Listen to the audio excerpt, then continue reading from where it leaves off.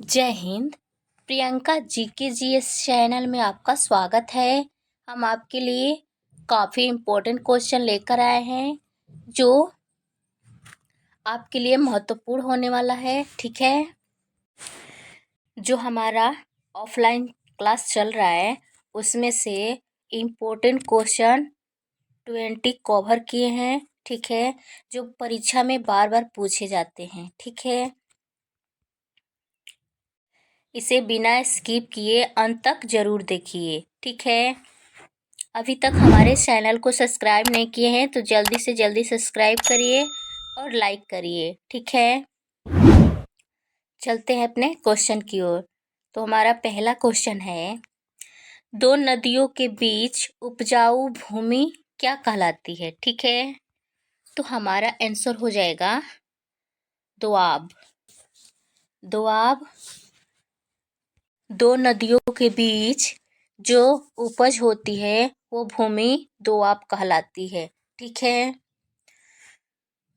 चलते हैं अगले क्वेश्चन की ओर।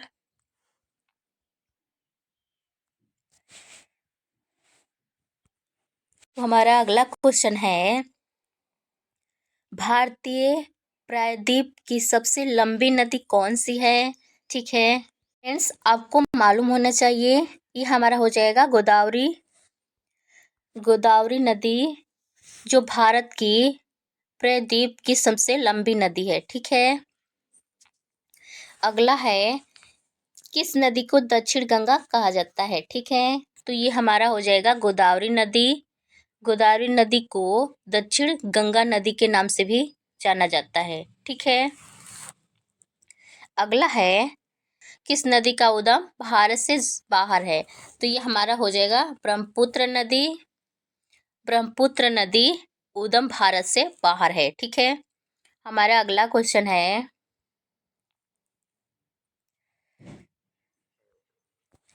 सिंधु नदी किस पर्वत श्रेणी से निकलती है? ठीक है,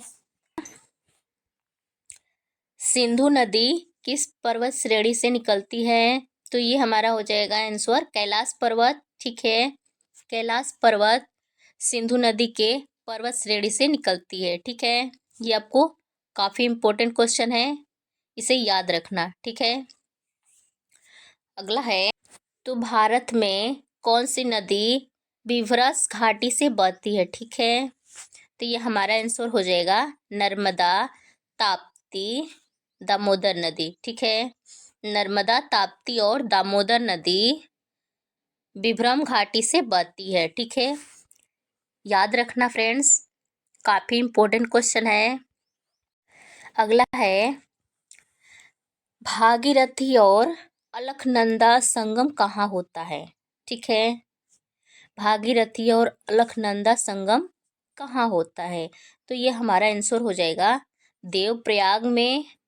देवप्रयाग में भागीरथी और अलकनंदा का संगम होता है। ठीक है, ये भी फ्रेंड्स काफ़ी इम्पोर्टेंट क्वेश्चन है जो बिहार एसएससी 2017 में पूछा था। ठीक है, ये अगला है, कौन सी नदी अपनी धारा बदलने के लिए प्रसिद्ध है? ठीक है, तो ये कौन सी नदी है? ये हो जाएगा हमारा कोसी नदी, जो नदी अपनी धारा बदलने के लिए प्रसिद्ध मानी जाती है। तो प्रसिद्ध मानने वाली कोसी नदी है। ठीक है,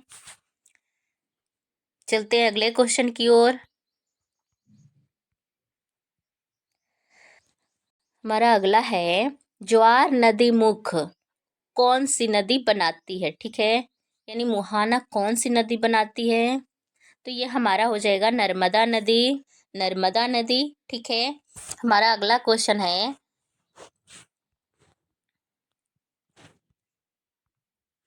सतपुड़ा और विद्या के बीच में कौन सी नदी बहती है? तो ये हमारा आंसर हो जाएगा नर्मदा नदी, जो सतपुड़ा और विद्या के बीच में बहती है। ठीक है, नर्मदा नदी। चलते हैं अगले क्वेश्चन की ओर। तो हमारा अगला क्वेश्चन है, हरियाणा में प्रसिद्ध पक्षी अभयारण्य कौन सा है? ठीक है, तो हरियाणा में प्रसिद्ध पक्षी अभयारण्य ये हमारा हो जाएगा सुल्तानपुर। ठीक है, ये भी काफ़ी इम्पोर्टेंट क्वेश्चन है, इसे ही याद रखिए फ्रेंड्स। हमारा अगला क्वेश्चन है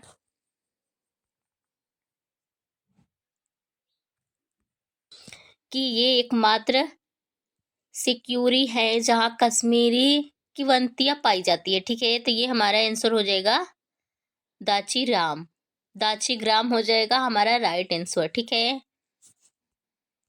हमारा अगला क्वेश्चन है प्रसिद्ध गिरवन कहाँ स्थित है। ठीक है, प्रसिद्ध गिरवन कहाँ स्थित है, तो यह हमारा आंसर हो जाएगा गुजरात। गुजरात ऐसा जगह है जहाँ प्रसिद्ध गिरवन स्थित है। ठीक है, अगला है मैंग्रोव क्या है। ठीक है, तो ये हमारा आंसर हो जाएगा डेल्टाई वन, वर्षा वन, उष्णकटिबंधीय वन। ठीक है, अगला है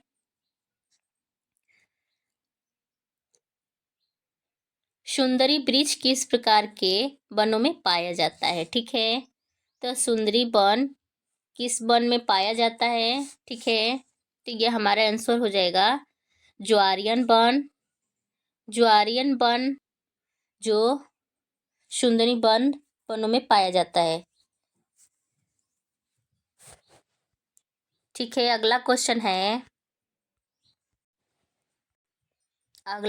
है बायोस्फीयर रिजर्व की पहली परियोजना कौन सी है। ठीक है फ्रेंड्स, इसका आंसर ये हो जाएगा नीलगिरी बायोस्फीयर रिजर्व। ठीक है, नीलगिरी बायोस्फीयर रिजर्व हो जाएगा जो पहली परियोजना बनी थी। ठीक है,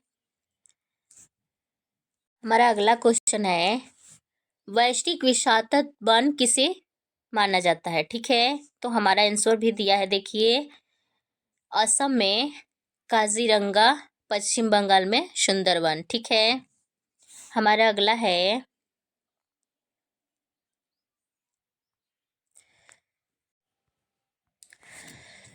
काजीरंगा राष्ट्रीय उद्यान किसके लिए प्रसिद्ध है। ठीक है, तो हमारा आंसर हो जाएगा गैंडा जो उद्यान के लिए गैंडा प्रसिद्ध है। ठीक है, अगला है प्रश्न है कि भारत में समुद्री गाय किस बायो रिजर्व क्षेत्र में पाई जाती है। ठीक है, तो हमारा आंसर हो जाएगा मत्रार की खाड़ी जो भारत की समुद्री गाय पाई जाती है रिजर्व क्षेत्र में। ठीक है, हमारा 20 क्वेश्चन है कि मध्य प्रदेश में शिवपुरी राष्ट्रीय उद्यान किसके लिए महत्वपूर्ण है।